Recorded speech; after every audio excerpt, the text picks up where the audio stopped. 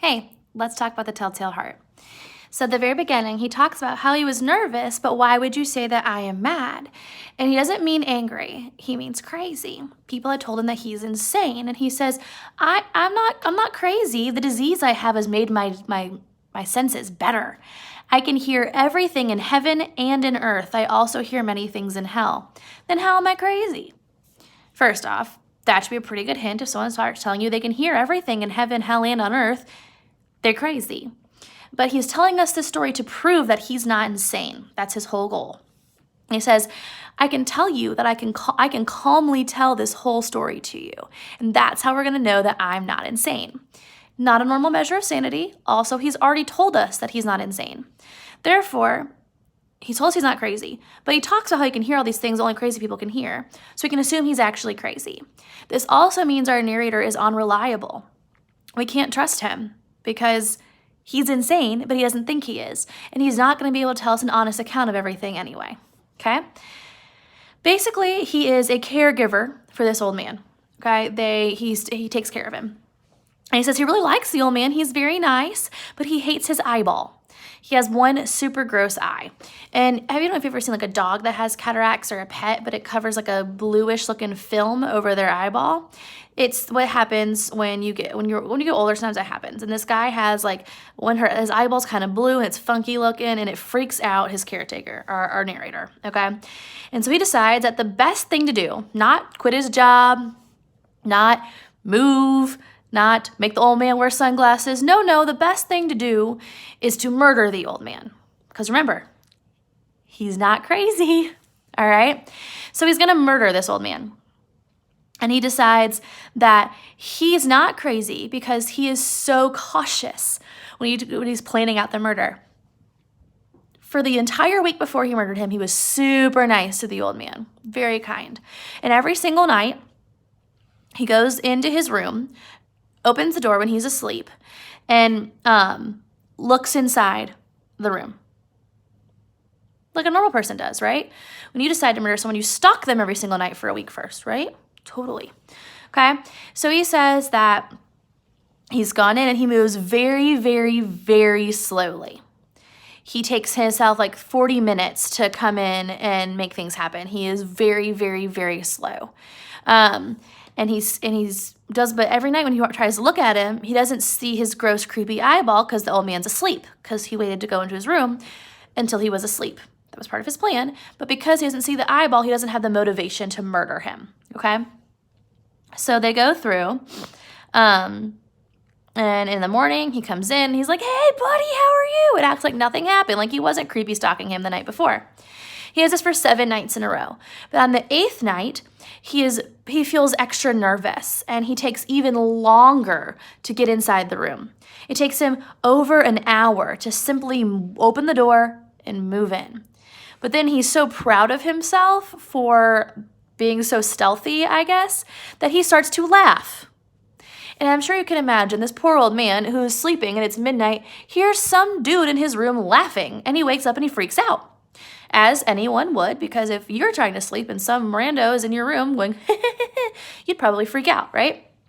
So instead of leaving the room like a normal, sane person would do, our narrator decides that he's going to just stand there a little longer, waiting in the shadows where the old man can't see him.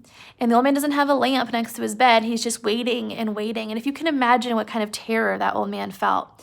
Have you ever laid in your bed at night and heard a creaking noise and you're just like, oh God, oh no, what's here? What's happening? Am I going to die? Is this the end?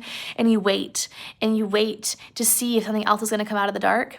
That's what the old man's doing. He's lying there and he's waiting, and he can't fall back asleep because he knows someone's in his room. He can sense him there. So our narrator also knows that. And the old man yells, who's there? And the narrator stands there and waits because he's crazy. Okay? And he hears the old man start to like leave out like a groan of terror. He's so scared. And he thinks it's funny. Our narrator, who, remember, his whole point is to tell us that he's not crazy, thinks that the old man's mortal groan of terror is funny. Okay? And then he opens up his lantern just a little bit. So the lanterns kind of work like an opening and closing door. And he opens up enough so it shines a light and hits the old man right in the eyeball. And so the old man definitely, for sure, knows someone is there, which is, awful and scary. And he hears the old man's heart beating. He thinks. He's like, oh God, his heart's beating so loud, he must be really scared. And then he gets nervous. What if the neighbors hear his heart beating? So he decides, I must kill him, and I must kill him now. So he runs across the room, and he yanks the old man out of bed and smothers him with his own mattress. Okay? Now take a step back. Remember, our narrator's super sane, right? That's the whole point. He was going to tell us that he wasn't crazy. But he thinks he can hear someone's heart beating from across the room. Now, you and I both know that's not possible. You can't hear someone's heart beating from across the room. That's ridiculous. However, our crazy narrator, who tells us he's not crazy, thinks he can hear it. And that's what spurs him into finally murdering the old man. Okay? Let's see. So he kills him. Makes sure he's really dead. And I'm at the bottom of page 6 right now, if you're following along in the PDF. Okay? And he says, but if you still think I'm crazy, you won't anymore. And you hear about how hard I worked to conceal the body, to hide it. So what he does is he cuts the body into little pieces, like a crazy person would. But no, he's not crazy, remember? He's got it all figured out up here. He's nuts. And he says that he's going to, go about cutting up the body, and he collects all the blood in a big wash tub, essentially. And he doesn't leave any blood spots on the ground. And he takes the body and wraps it up and hides it under the floorboards in the old man's room. And before he killed the old man, he gave out one loud shriek. He cried out because, a madman was in his room jumping at him and trying to murder him. So he finally finishes dismembering the old man's body and hiding it. And it's 4 o'clock in the morning. And he hears a knock at the door. And the police are there because a neighbor heard a scream and they want to make sure everything's okay. And he's like, at first he's a little nervous. And he's like, you know what? I did a great job. I don't have to be nervous at all. So he has the old man, underneath the floorboards, very dead. And he invites the police into his house. He's like, come on in. This will be great. I screamed. I was the one who screamed. I was having a bad dream and I screamed. The old man's out on vacation. I'm just taking care of the house. Come on into the house. Come on, look around. Make sure everything's okay. And he showed him, look, all of his gold's still here. All of his money is still here. We're good to go. And then he gets really confident, super cocky and overconfident. And he tells these policemen, he's like, you know what, guys? You look like you had a long night. Coming out here so early in the morning. Have a seat. And he takes some chairs and sets them up in the old man's room and basically puts them on top of the body of the old man in these chairs, right? The old man's under the floor and these policemen are sitting in chairs. He starts talking to them and everything's going well. And then he starts to get a little nervous because, I don't know, he just murdered someone and hid the body in the room the police are sitting in. Duh.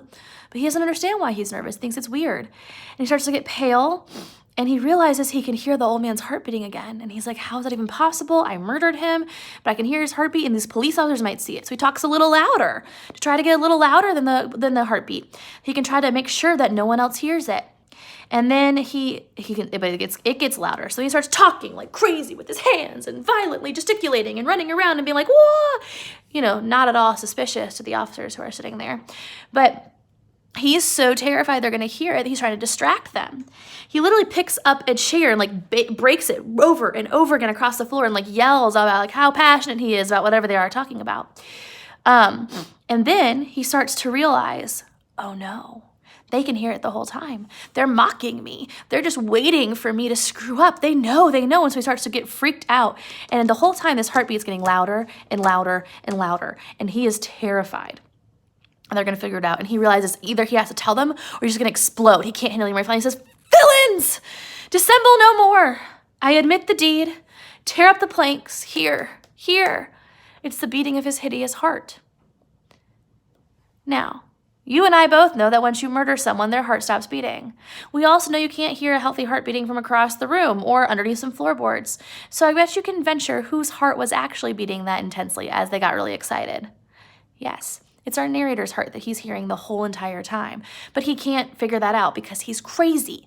He tried to tell this story to tell us that he wasn't insane. But all he does is prove that he's insane. And he tells the cops, he's like, actually, you know what? The old man is here. I murdered him. Please look up. Because he's so overcome by his guilt and his fear that he can't handle it. He straight up confesses himself to the police.